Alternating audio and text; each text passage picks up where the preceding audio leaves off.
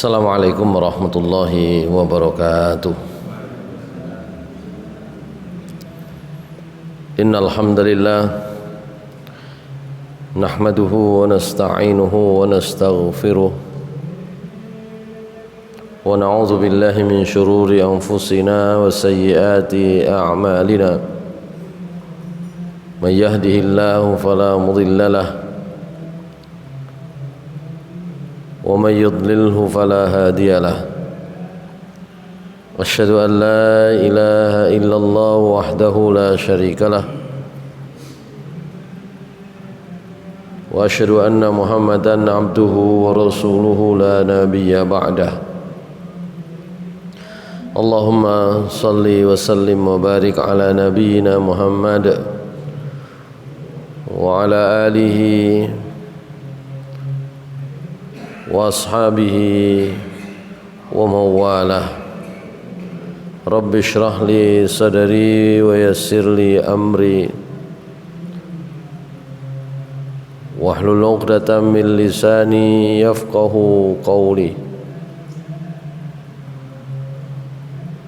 Rabbi zidni ilma warzuqni fahma.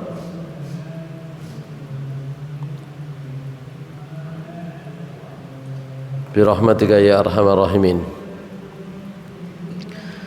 Hadirin jamaah salat maghrib di Masjid Al-Ikhlas yang dimuliakan Allah Subhanahu wa taala. Kita sudah bahas tentang apa saja hak-hak suami atas istrinya. Di bagian yang paling awal terkait dengan kewajiban-kewajiban istri untuk mematuhi suami pada perkara yang bukan maksiat kepada Allah Subhanahu wa taala, napa mawon. Sebagai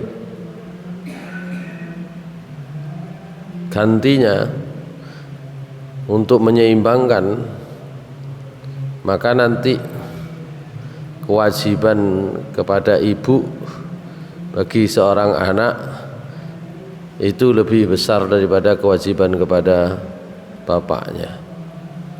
Kepatuhan kepada ibunya jauh lebih besar daripada kepada ayahnya. Tentu pada persoalan-persoalan yang tidak melanggar syariat agama Islam. Nah, kita kemudian masuk kepada bab contoh-contoh praktek dalam kehidupan sehari-hari, ya, apa yang itu menjadi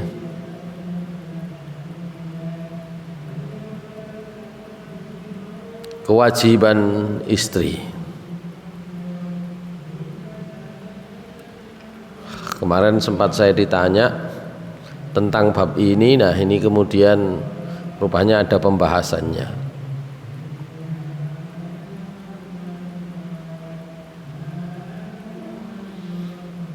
Babnya apa?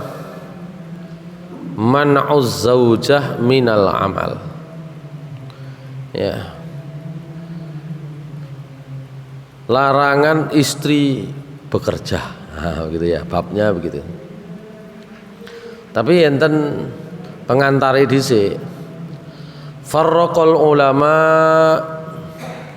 baina amali zaujati alladhi yuaddi ila tanqisi haqqi zauji au dararihi au khurujiha min baitihi wa bainal amali alladhi la darara fihi famana'ul awwala wa ajazuz tsaniyah.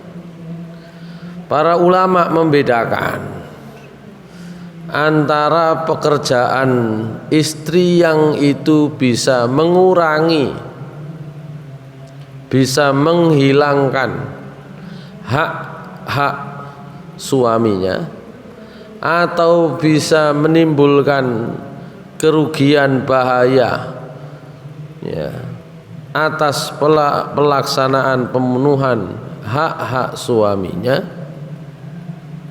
misalnya dengan keluar rumah itu menghilangkan, mengurangi hak suaminya, wa bainal amal, dengan pekerjaan alladzi la dharara fihi, yang di situ nanti tidak membahayakan, tidak merugikan, tidak menimbulkan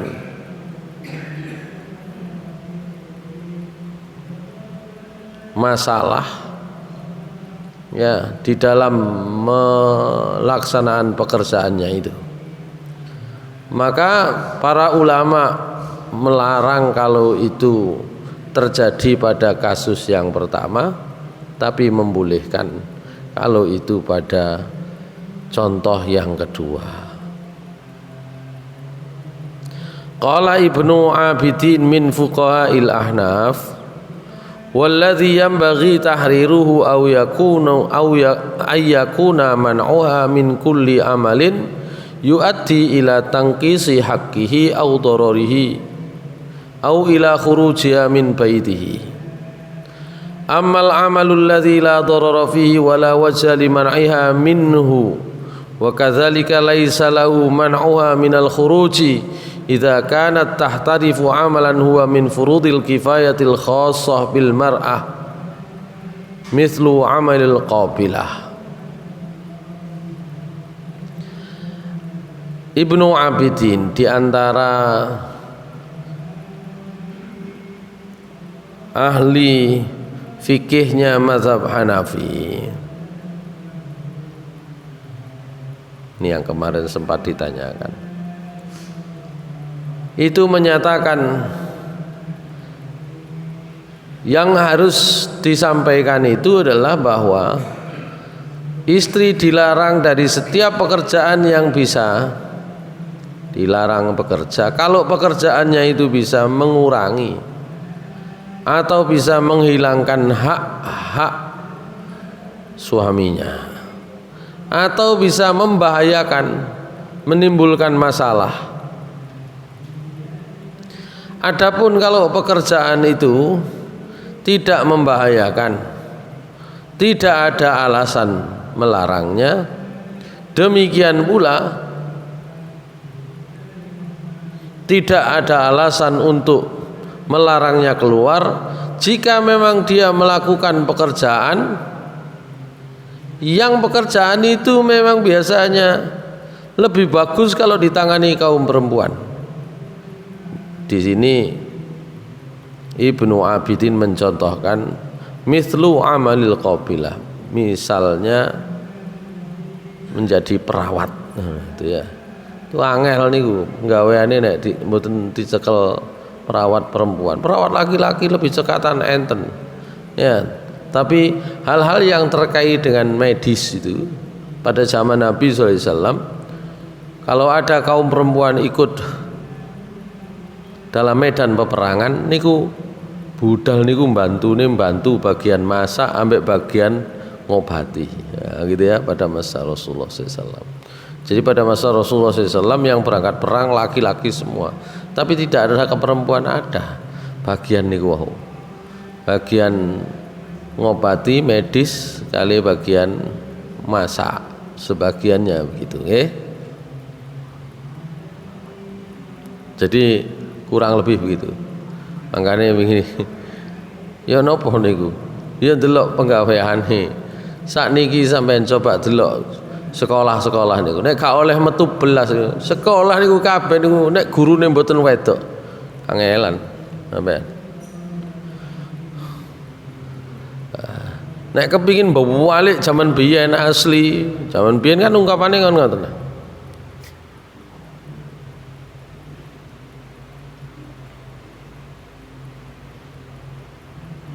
Bahwa ibu itu adalah madrasatul ula, sekolah yang pertama nggih. Ya, pokoknya anak mulai usia cilik sampai balik gak usah metu sekolah nang jopo, nang omah ya, ini berarti cocok.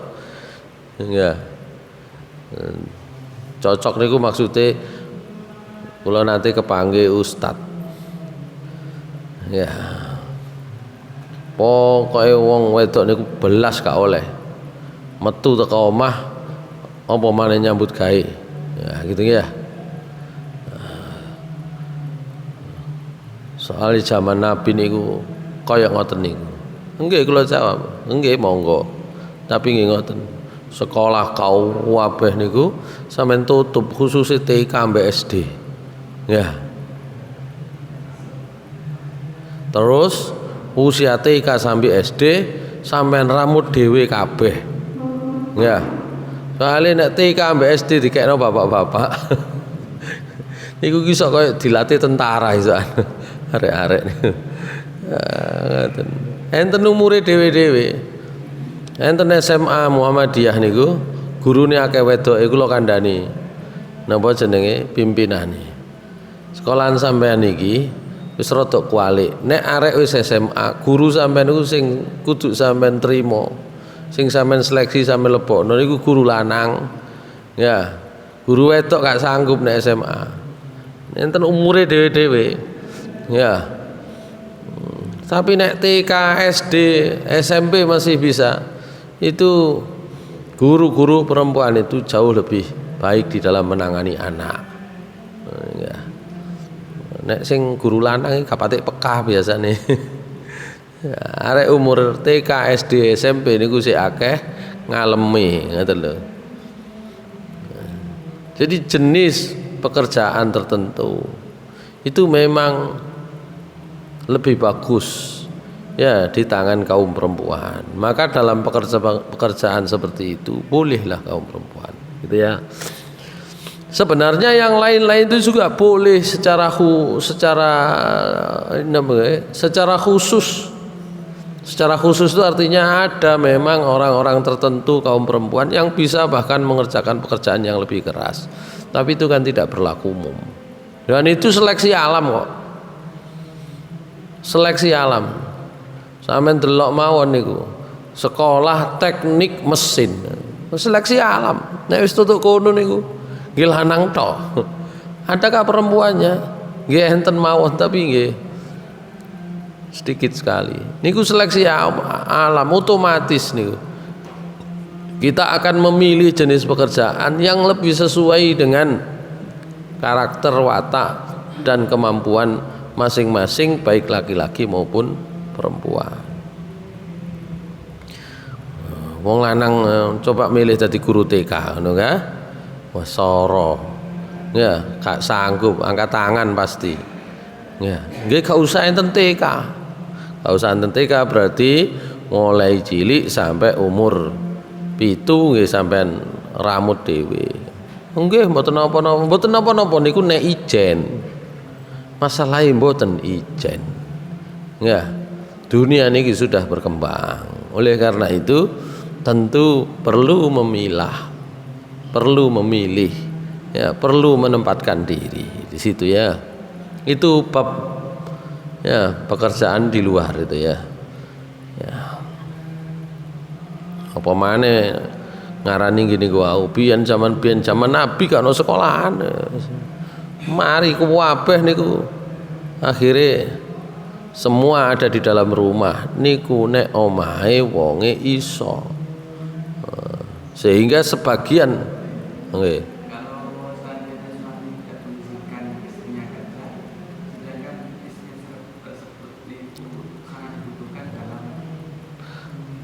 nggak boleh, kalau nggak diizinkan nggak boleh. Cuma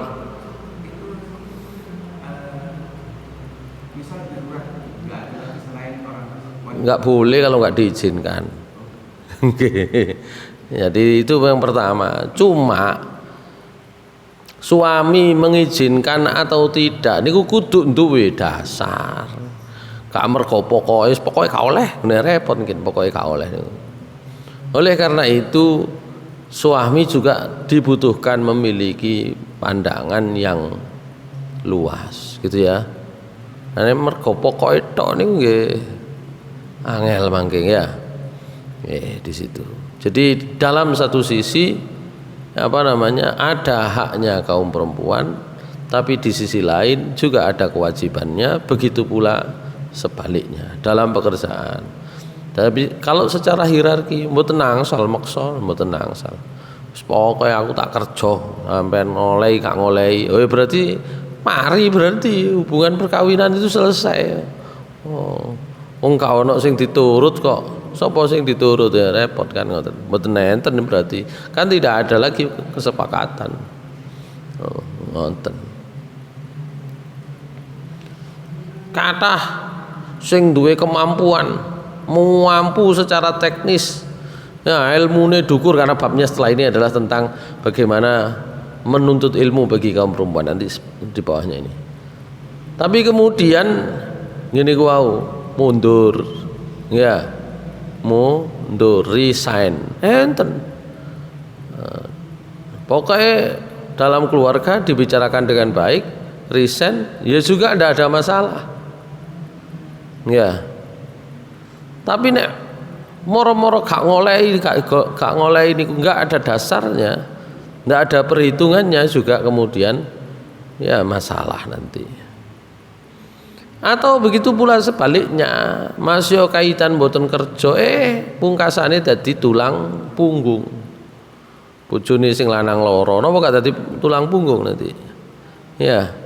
Jadi yang seperti itu tidak bisa diterapkan secara kaku.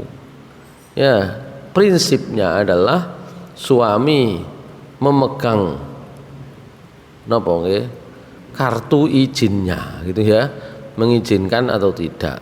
Tapi sebagai pemegang surat izin untuk bekerja atau tidak bagi istri niku nggih tanggung jawabnya luwih gede, mboten masalah iki hak suami atau bukan haknya suami.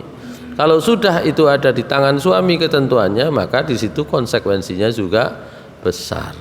Bagi siapa? Suami. Itu konsekuensi. Gitu nggih. Di situ ada kewajiban-kewajiban yang harus dipenuhi. Baik.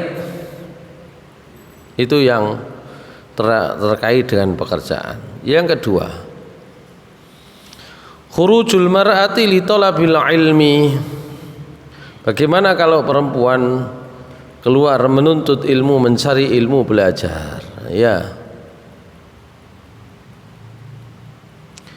Idza kana al-ilmu alladhi tatlubu al-mar'atu mafruḍan 'alayha wajaba 'ala az-zawji an yu'allimaha iyyahu idza kana qadiran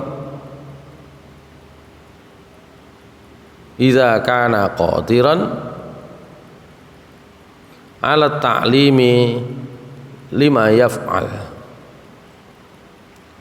Fa idza lam yaf'al wajaba 'alaiha an takhruja haitsu al ulama wa majalisil ilmi litata'allama ahkama diniha walau min ghairi iznihi. Kalau ilmu yang dicari oleh seorang istri perempuan itu adalah ilmu yang fardu baginya, yang wajib baginya,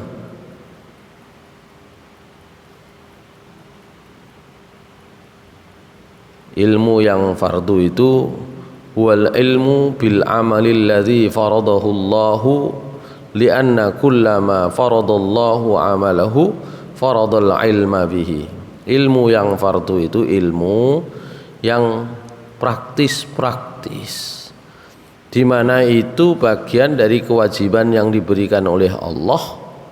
Karena setiap Allah mewajibkan mengerjakan sesuatu, maka Allah mewajibkan pula mencari ilmunya. Gitu nggih.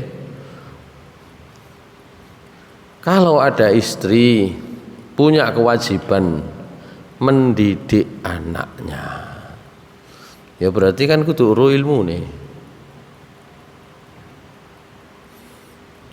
Nek nggak ada ilmu nih, maka suami saged ngajari dewe kepada istrinya. Nek mboten nggak ada, ya maka istri harus mencarinya dari orang lain termasuk keluar karena itu bagian dari kewajibannya. Nek sakniki kan mboten angel-angel, wis gak iso, aku gak sanggup. Anakku wis tingkahe wakeh gak semat. Akhirnya dilebokno playgroup. Itu kan yang terjadi kan begitu. Maka kemudian lembaga-lembaga pendidikan itu sebenarnya sudah merupakan bentuk cara kita membuat sistem pendidikan, sistem pengajaran, sistem pembentukan anak-anak. Jadi itu harus dipahami. Nah, sebagian perempuan yang memiliki kemampuan itu, ya kadang-kadang gurung duwe anak, gurung rabi, akhirnya kerja nang nggone playgroup kan ngoten. Jadi begitulah sebenarnya ya hubungannya itu.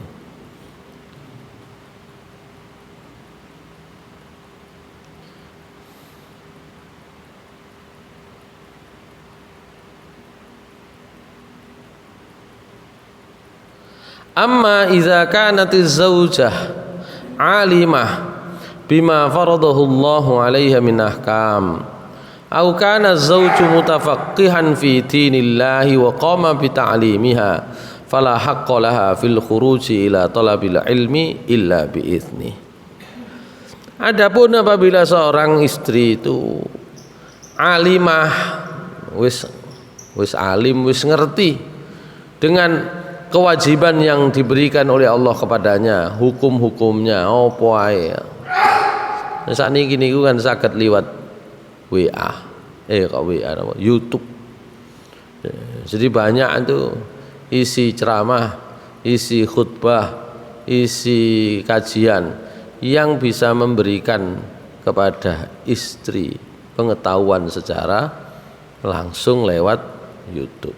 Kata nek gelem kan gitu ya, ada banyak gitu ya. Dan kalau dia itu sudah mengerti ilmu-ilmu tersebut, hukum atas kewajiban-kewajiban yang dia miliki, atau suaminya bisa mengajarinya langsung sendiri, maka tidak perlu keluar. Niki suami istri lho nggih, bukan kewajiban menuntut ilmu bagi anak-anak laki-laki dan perempuan nggih. Laki-laki dan perempuan sampai dia nanti punya suami niku masih setiap muslim dan muslimah itu wajib menuntut ilmu. Niki yang dibahas itu ketika seorang sudah berkeluarga, gitu nggih.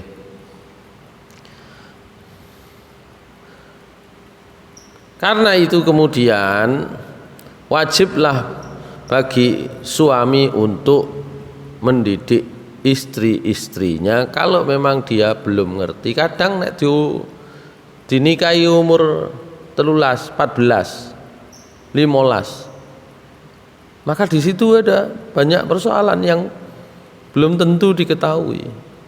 Ya, ilmunya sik durung gak ada. Disitulah wajibnya seorang suami itu memberi pengertian pendidikan kepada istrinya. A'udzubillahi minasyaitonirrajim. Bismillahirrahmanirrahim. Wallati takhafuna nushuzahunna fa'idhuhunna wahjuruhunna fil madaji'i wadribuhun fa inna ta'nakum fala tabghu 'alaihinna sabila. Surat napa niku? An-Nisa ya. Ayat 34. Dan istri-istri yang kalian khawatir mereka melakukan nusyuz, ya, nusyuz niku mboten patuh, ya, nusyuz niku menyimpang, ya, dari kewajiban-kewajibannya sebagai istri. Fa'idhuhunna, nasihatilah mereka, nasihati. Niki tahapannya ya. Kemudian wahjuruhunna fil madaji', dan ya hijrahilah mereka di dalam tempat tidur. Maksudnya tahap kedua, kalau dinasihati belum bisa, ya pisahlah tempat tidur dengan mereka sebagai bentuk pendidikan. Wadribuhunna, tahap berikutnya, wadribuhunna, pukullah mereka, tentu saja pada hal-hal yang tidak membahayakan. Fa in ata'nakum, jika mereka mentaati kalian, fala tabghu alaihinna sabila, maka jangan cari-cari kesalahan mereka untuk memperlakukan mereka dengan tidak baik. Ya.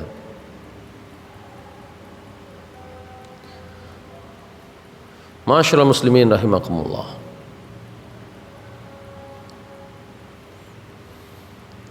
Maka di dalam ayat ini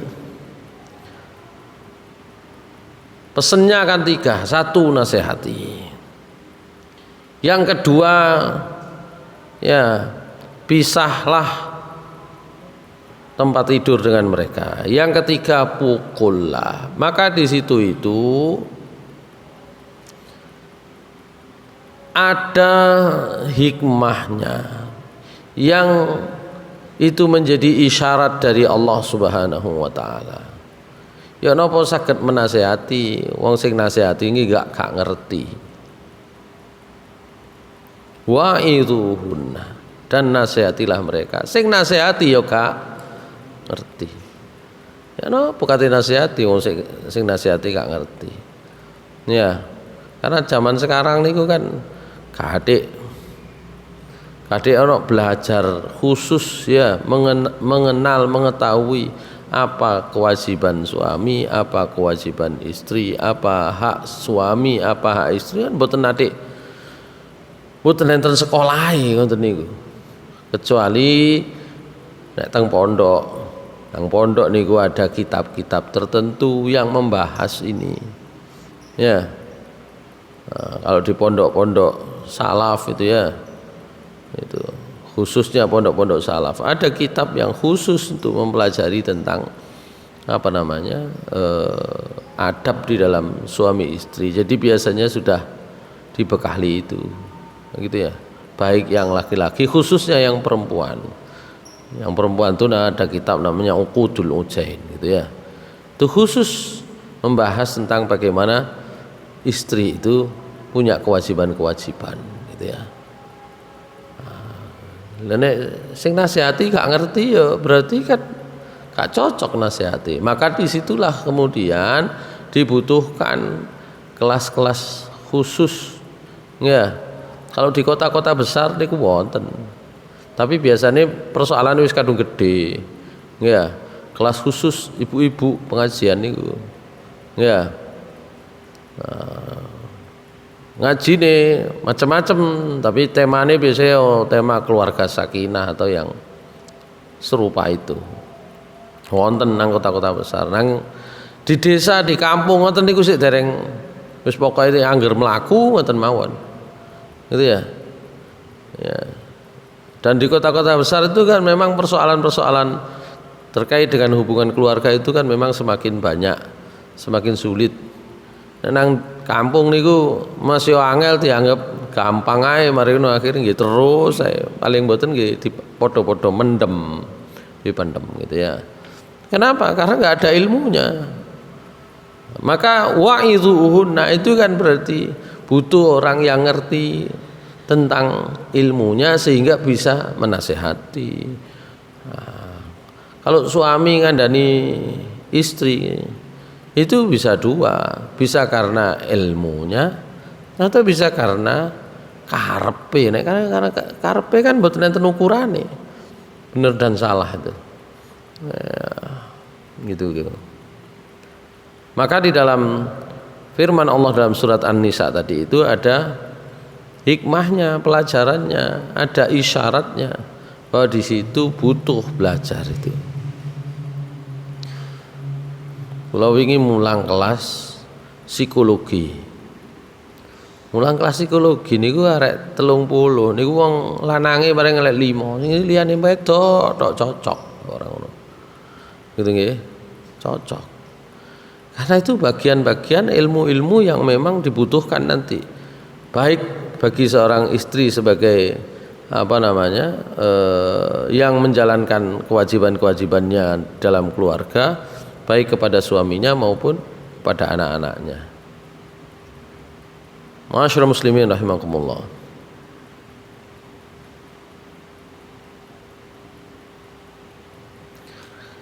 Terus kemudian wahjuruhunna fil madaji, di antara cara yang dibolehkan oleh agama untuk mendidik kaum istri, kaum perempuan di dalam sebuah keluarga itu adalah niki harus ngerti syaratnya itu, dan suami juga tahu niki kudu ngerti ilmu nih. Nek padha gak ngerti niku berarti karena karepe dhewe, yaitu dengan cara wahjuruhunna fil madaji, menghijrai, meninggalkan, memisah, mboten turu sak kamar niku sebenarnya isyarat harusnya diketahui oleh istri, dan bagi suami itu harus diketahui sebagai cara untuk menegur, mendidik, ngoten dikandani men saged wahjuruhunna fil madaji. Lah niki nek padha-padha ngerti ngeten niki dipahami sebagai bentuk teguran, peringatan. Ngoten. Lah nek mboten ngerti, wis ketepaan jenenge lapo wis gak sak kasur ya tambah enak aku turu dhewe. Ngoten nggih. Polane gak ngerti, nek gak ngerti ya ngono dadine. Ya ketepaan, malah kualik malahan. Kualik niku napa? Istri sing meninggalkan kamar suaminya iki tambah nemen saking gak ngertine ngoten niku. Masih gak ngerti ngoten niku nek dikandhani mboten saged wong gak ngerti. Apa maneh sing ngandani bojone dhewe. Angel. Nah, maka kemungkinan itu akan bisa diperoleh kalau itu tadi wis sampean sinau belajar. Nah, belajar nang ndi? Monggo. Wis belajar nang ustad liyane gak apa-apa kan ngono ya. Nang ustad silahkan. Begitu caranya. Nah, nanti biar tahu. Nah, bila perlu kongon sekolah mana, sampean sekolah mana? Sekolah psikologi misalnya atau sekolah ini. Begitu. Itu isyarat dengan itu tadi. Dengan wahjuruhunna fil madaji. Yang ketiga tadi apa? Wadribuhunna. Atau pukul mereka,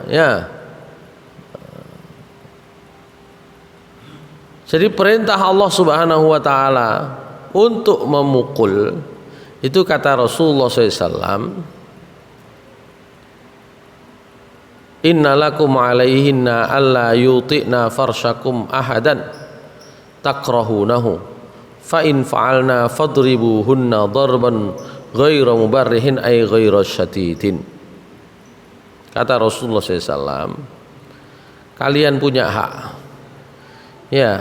kalian kaum suami punya hak kepada istri-istri kalian supaya napa jenenge tempat tidur kalian itu ojo pisan-pisan dileboni wong sing sampean gak seneng.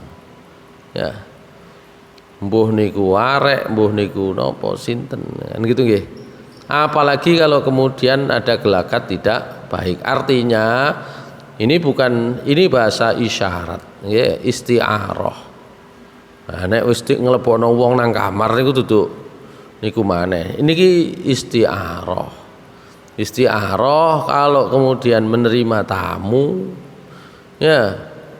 yang boten pantes,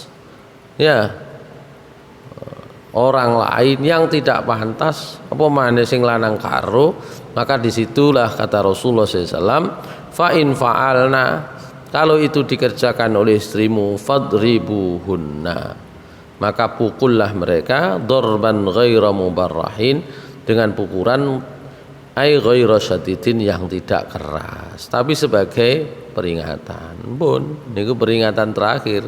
Ndukure itu ada nanti fase berikutnya yang lebih keras. Nek wis ngono gak kena ya wis. Gitu ya.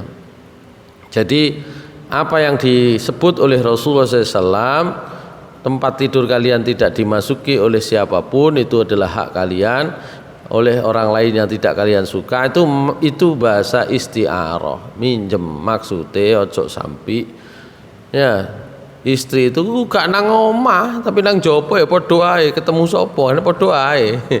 Ya, gak nang omah kok, gak nglebokno wong nang omah, bukan itu isti'arah. Ya, isti'arah, istri jangan sampai itu tadi ya berinteraksi dengan orang lain yang itu tentu membahayakan kehidupan keluarga mereka.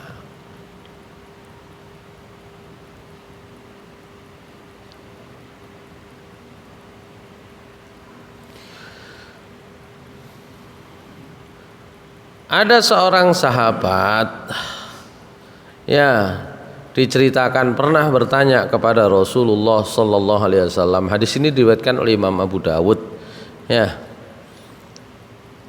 Pernah bertanya kepada Rasulullah sallallahu alaihi wasallam, "Ma haqqu zaujati ahadina alaihi?" Wahai Rasulullah, napa hae istri kepada suami? Ya. Atau kalau dibalik, nopo kewajibane suami atas istri? Rasulullah SAW menjawab, antut aimaha idza ta'imta. Nek sampean makan ya sampean keimangan. Ya.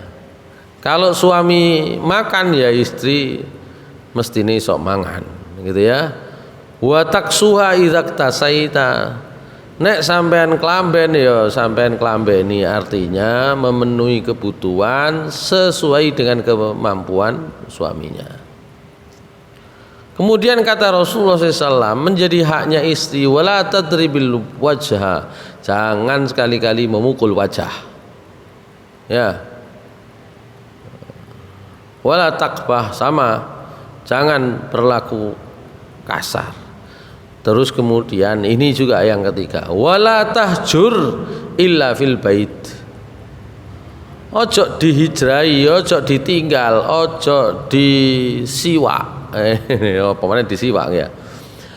Maksudnya jangan ditinggal kecuali hanya di dalam rumah. Jadi kalau umpama sing lanang niku kepingin memberi pelajaran kepada istri, ditinggal ninggal iku tetep nang jero omah.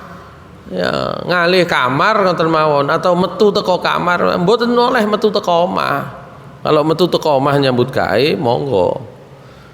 Metu teko omah melaksanakan tugas untuk pekerjaan silahkan. Metu teko omah purik niku gak oleh.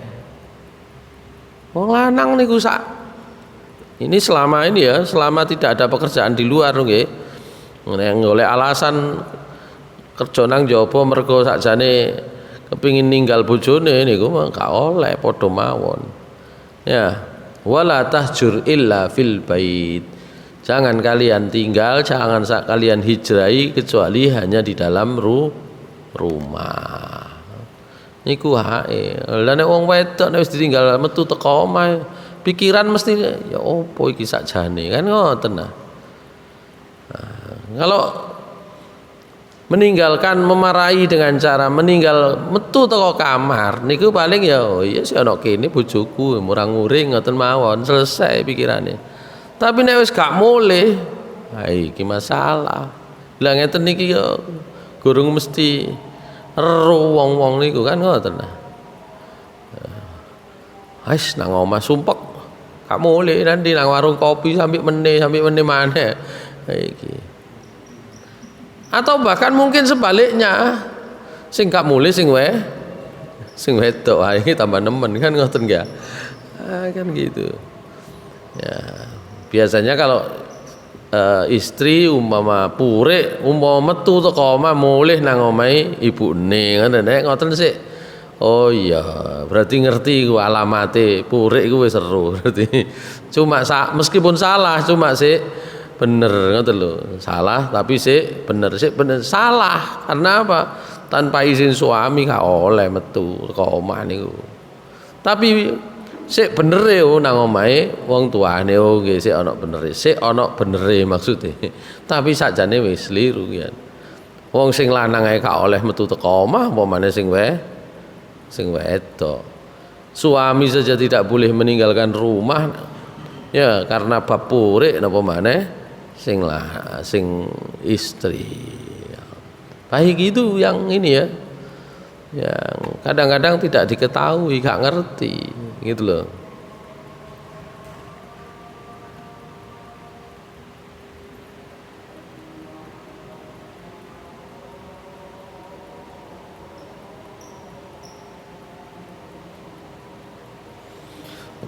Baik, berikutnya bab napa niki? Tazayyunul mar'ah li zaujiha, napa jenenge? Istri dandan. Nah, begitu nggih. Minal mustahsani an tatazayyanal mar'u li zaujiha bil kahli wal khidabi wat tibi wa nahwi dzalika min anwa'iz zinah. Nggih. Menjadi baik sekali minal mustahsan artinya itu disunahkan. Ya, alangkah baiknya ya istri itu berhias untuk suaminya baik dengan celak ya nopo pitek nopo wangi-wangian atau yang semisalnya. Imam Ahmad meriwayatkan di dalam kitabnya Musnad Imam Ahmad dari sahabat dari Karimah binti Hammam. Ya, dia berkata kepada sahabiah Aisyah radhiyallahu anha. Karimah binti Hammam niki bertanya kepada Aisyah radhiyallahu anha. Ma taqulina ya ummul mukminina fil hina. Wahai ummul mukminin, wahai Aisyah, ibunya kaum mukmin. Napa pendapat jenengan tentang hina? Hina niku nek cara sakniki arek sakniki jenenge hena. Hena niku ditulisi di tangan niku lho. Gambar-gambar niku lho. Nah, gitu nggih. Faqalat, maka beliau menjawab, kana Habibi sallallahu alaihi wasallam yu'jibuhu launuh wa yakrahu rihahu. Yu'jibuhu launuh wa yakrahu rihahu. Rasulullah sallallahu alaihi wasallam nek delok gambaran hina niku gambar ning tangan macam-macam. Niku seneng delok warnane niku seneng. Tapi ambek ambune gak seneng. Jadi itu ya tentu senang dan tidak senang itu kan menjadi selera masing-masing. Maka kata Aisyah, wa laisa bi muharramin alaikunna baina kulli haidataini au inda kulli haidatin. Dan memakai henna itu tidak haram bagi kalian. Ya. Tidak haram bagi kalian, boleh ya. Tapi ngene ku au baina kulli haidataini, antara dua masa haid, maksudnya ya nek pas suci ae kan gitu ya. Merias diri nek pas suci gitu ya. Itu intinya gitu ya.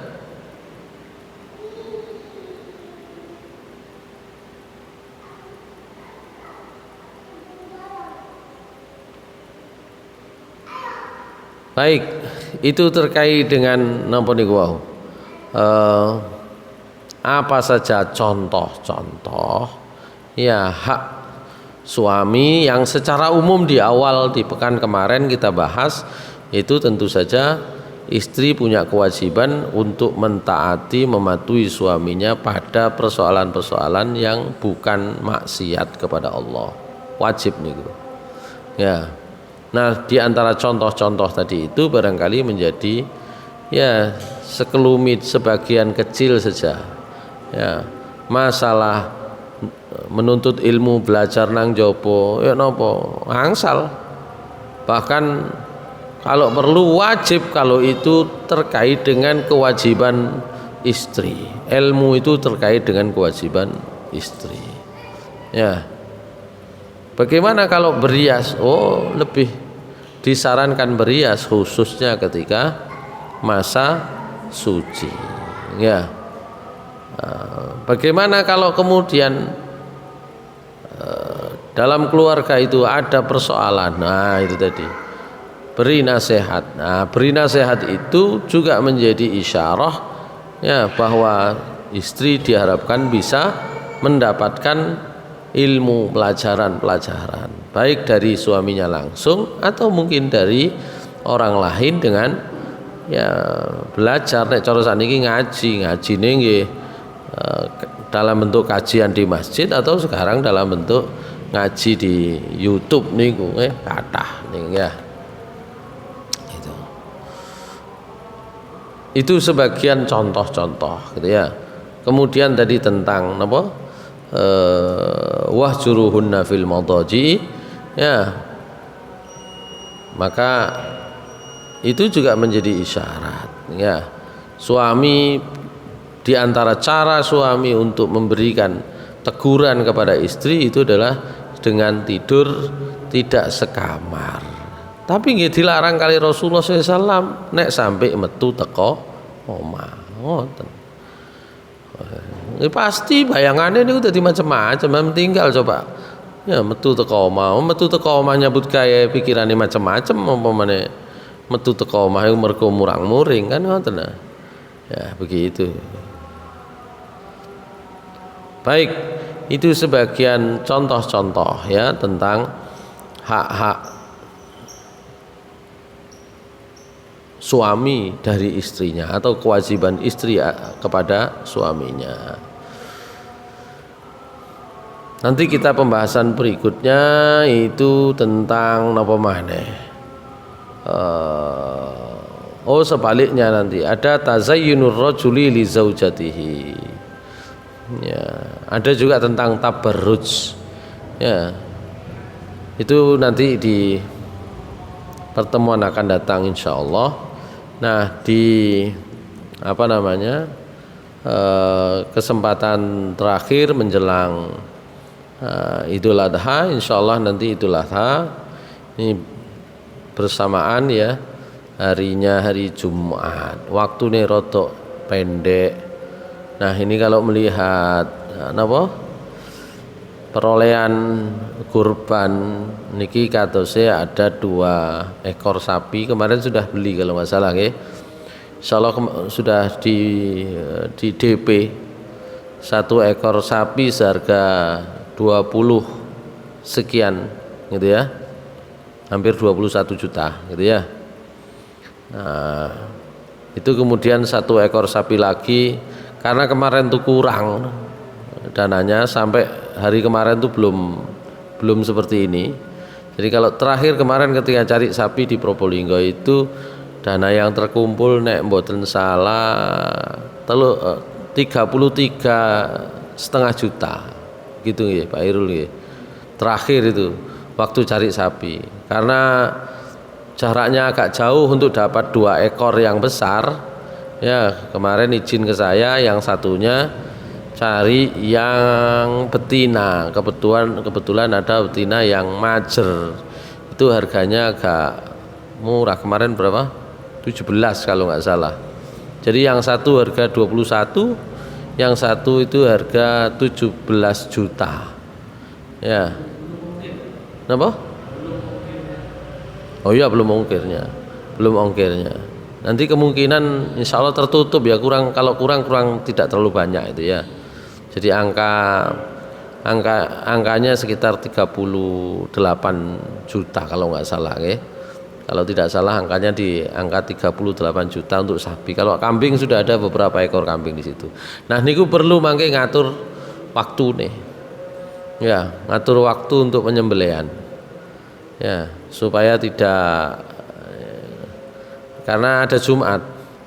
Jumat itu oleh Rasulullah SAW diizinkan untuk tidak Jumatan, tapi bagi orang yang jauh sing dadi takmir tetap nyelenggarakno gitu ya.